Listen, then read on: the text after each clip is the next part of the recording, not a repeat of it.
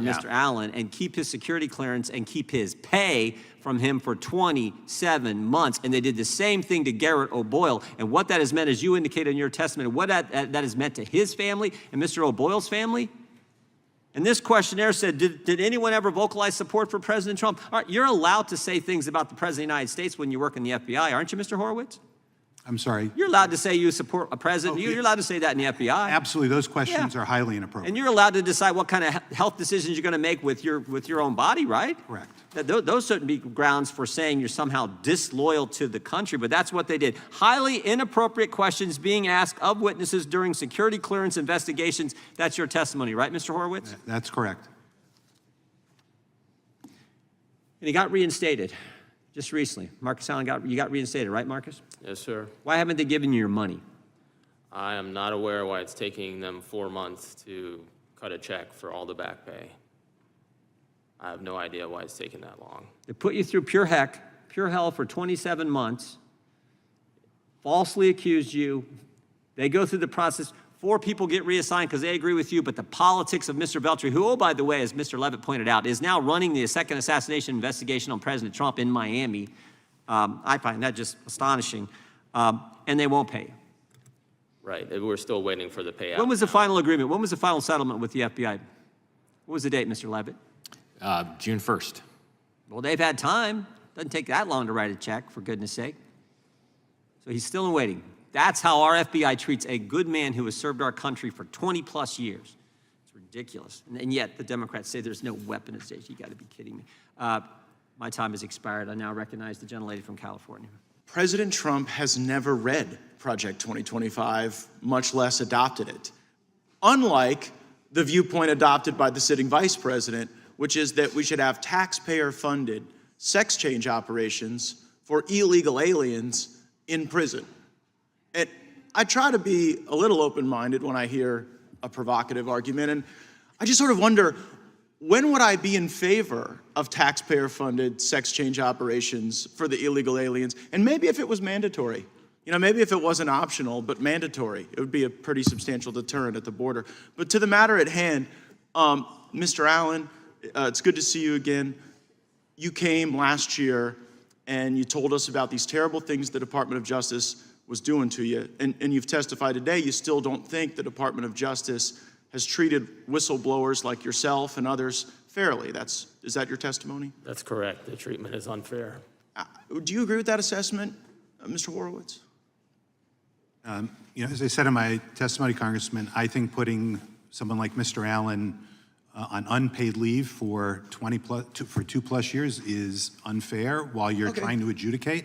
Yeah, no, I get that. There needs to be a process here that happens promptly. The process was to punish these people and to make an example of them. That's obvious to everyone. They saw improper actions at the FBI and DOJ. They blew the whistle on it, and then the process was the punishment, and it was the point. I think that's how Mr. Allen feels. Is it? Correct. The process in this instance definitely felt like the punishment. Yeah, so they've done it to you. They've done it to others. Mr. Horowitz says it shouldn't have been done. And so now I want to be a little reflective about this with Congress. Mr. Allen, you've seen, since you have given us this testimony, us continue to pass continuing resolutions that put no consequence on the DOJ or the FBI for what they've done to you and your colleagues. Do you think Congress has appropriately protected whistleblowers? I do not, Congressman, and I think the policy recommendations can be put forward that there can be bipartisan support for to protect whistleblowers going forward in the future. Absolutely. I mean this in no way as a partisan critique. Matter of fact, it's a bipartisan critique that we all own. Yep. Because we see the evidence that you get mistreated. We hear from the experts like Mr. Horowitz that this is totally off book. It's obvious to anyone with a brain they're doing it to hurt you and to make an example out of you. And what do? We just sign the check. And we just send it over. You know what we should put in any continuing resolution? That until you get paid and until the rest of the whistleblowers get their back pay, maybe the FBI director doesn't get his paycheck. Maybe the attorney general shouldn't get his paycheck. Maybe the FBI director shouldn't get the use of the private jet that he likes to fly around the country on so much. You know, they enjoy all of the accoutrements of their position, and you end up screwed. And we're okay with it, apparently. Any member who votes for these continuing resolutions is voting to perpetuate the punishment that has been instituted on the whistleblowers. And while we want to talk about the weaponization of the Justice Department, rightfully so, we write the check for it, and we underwrite the debt for it. And it is sickening to me. Mr. Horowitz, I got a few questions for you since we got you here. Now, the CIGI is the Council of Inspectors General on Integrity and Efficiency, right? That's right. And you're the past chair? I was the chair from 2015 through 2020. Does it have any binding legal authority? In terms, I mean, it was created by Congress as an agency. Yeah, but does it have like legal authority to issue subpoenas that it can compel? It has not been given subpoena authority. Okay, so what I wonder is where this group SIGI, I'll just call it the Integrity Committee, like what happens when they start interfering in the work of IGs to expose corruption? Who adjudicates that? So Congress actually created the Integrity Committee again back in 2008, gave it its authorities.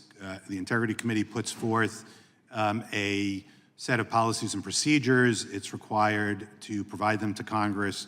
That's the mechanism. Yeah, but in a state of that's conflict, right, where you got an IG working to expose corruption, and then you've got the SIGI hassling the IG, who resolves that?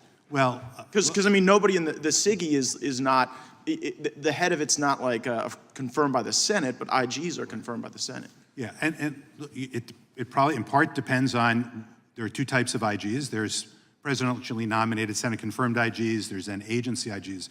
For presidentially nominated Senate-confirmed IGs, ultimately it's up to the president to decide what he wants, because the report goes to the president. And the presidential power, not to get into a constitutional, a regression here, but the presidential power is vested in the IG, not in this administrative committee, right? That's correct. Okay, great. Thank you very much. I yield back. Gentleman yields back. We'll now proceed under a 5-minute rule with questions. The gentlelady from Wyoming is recognized for 5 minutes. Well, in light of that ranting from Mr. Kirshner and understanding that he has a long history working in the Department of Justice, I could understand why we're in the mess that we're in. We now have the details on what the DOJ is required by law to do and its intentional violation of the law and the impact that this has had on DOJ employees in the form of the loss of the ability to earn a living. Take a step back and ask the question, why did they do it? I suppose for the same kind of reasons that Mr. Kirshner was just outlining, because they have some obsession of something that is actually not real. But they also didn't just violate the law for the sake of violating the law.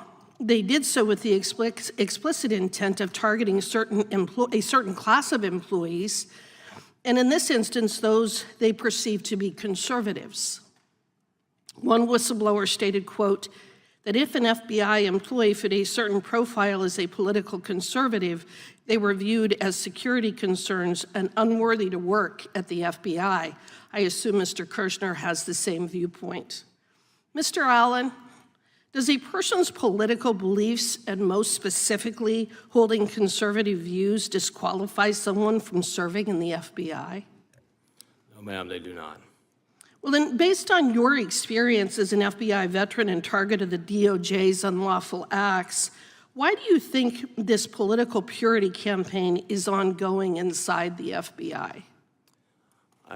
I'm not fully aware of why they're getting rid of people with more conservative views or potentially not wanting people to speak out at this time, ma'am.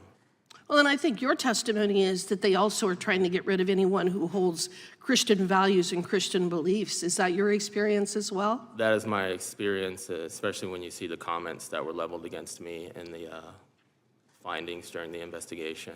So we have the gentleman sitting next to you ranting and raving about this Project 2025. I doubt that he really understands anything about it, but ranting and raving about that, but doesn't seem to be at all bothered by the fact that you were targeted because you were a conservative and a Christian. Do you find that odd?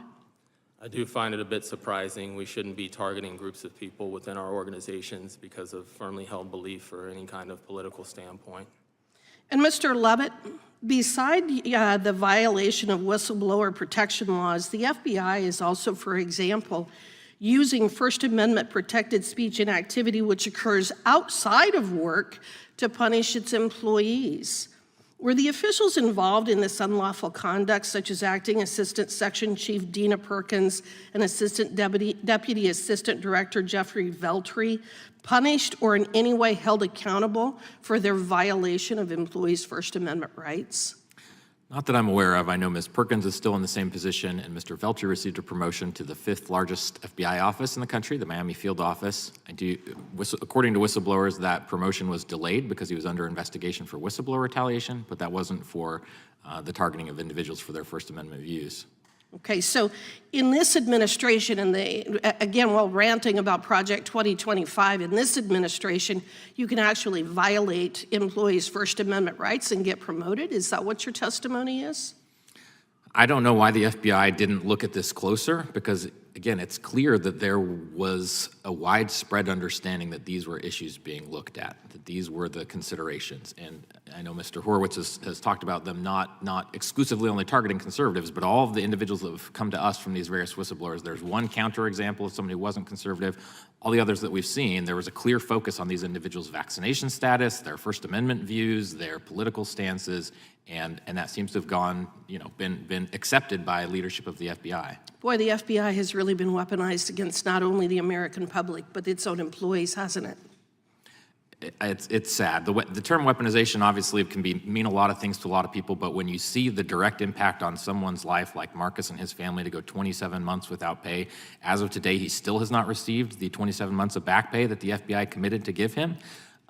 Similarly for Garrett O'Boyle, the amount of time they've gone, I think 23 months at this point, it truly has ruined their lives. Well, what does this actually say about the Department of Justice and FBI and their interest in actually righting the wrongdoing and the unlawful acts that they've engaged in?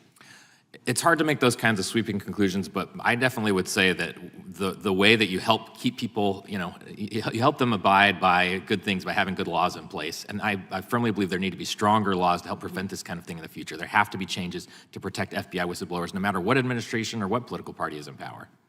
Well, and I would agree with that. And Mr. Allen, I'm sorry for what the federal government did to you. I think it's an absolute crime against humanity the way that you were treated. I respect your faith, respect your loyalty to this country, and we all recognize that what the FBI did was wrong. We thank you for being here, and with that, I yield back. Yields back. Mr. Allen, September 29, 2021, you sent an email questioning Director Wray's testimony in front of Congress. You said in that email, there is good possibility the DC elements of our organization are not being forthright about the events of January 6th. You remember that email? Yes, sir. And you didn't send that to anyone. You sent that to the people you're supposed to send it to, members of the Joint Terrorism Task Force. Is that right? That's correct. Now, the very next day I find to be interesting, on September 30th, 2021, the next day, just so happened your 5-year reauthorization for your security clearance came due, and they said, no problem. Mr. Allen should keep his security clearance. After all, he's had it for 20 years, right? Yep. That happened the next day. Correct, sir. Decorated Marine veteran, employee of the year at the Charlotte Field office, had a security clearance for 20 years. They reauthorized your security clearance. Something else happened that next day. Your email got forwarded to the security division and to Mr. Veltri. Is that right? That's correct. And then 19 days later, Mr. Veltri opened an investigation into your security clearance status. I get all those facts right, Mr. Levitt? Is that what happened with Marcus in those 2 days? And then 19 days later? Yes, except for from what we can tell, Veltri directed that day that it be opened. It's just that the underlings under him didn't carry that out until 19 days later. Yeah. And he directed, they look into a guy, decorated Marine veteran, held a security clearance for 20. They look into him because Mr. Allen said there's a chance the FBI leadership hasn't been square with us, right? That's correct. And he cited a New York Times article. They thought the same thing. And oh, by the way, there's the history that we all know about. FBI spied on the president's campaign, lied to the FISA court, investigated parents at school board meetings, said if you're a pro-life Catholic, you're an extremist. So we got all that history, and he gets investigated for that because he simply questioned the leadership, went through the appropriate channels. Mr. Horowitz, did Mr. Veltri and the people at the security division follow the standard process? They did not. They did not. In fact, isn't it true that, Mr. Levitt, isn't it true that some of the people, I think you cited 4 of them in your statement, 4 people, the initial investigator, the second investigator, the first adjudicator, and another adjudicator, all got reassigned. They all agreed that Mr. Allen should keep his security clearance. This investigation shouldn't have happened, and they get reassigned or something happens to them. 4 of them all did not recommend that his clearance be, that there be a negative action on it. 2 of them were reassigned. 2 were reassigned. Some of them are whistleblowers now, right? Yes, absolutely. Man, if that's not political, I don't know what is. Oh, and they didn't stop there. They piled on. They also said, Mr. Allen, he questioned whether he should get the vaccine or not. They came after him for that. Is that right, Mr. Levitt? Yes. And then they went after his faith. Direct attack on the First Amendment.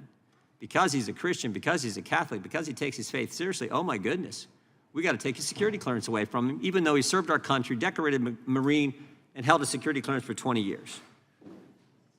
That sure looks political to me, Inspector General Horowitz. Does it look political to you?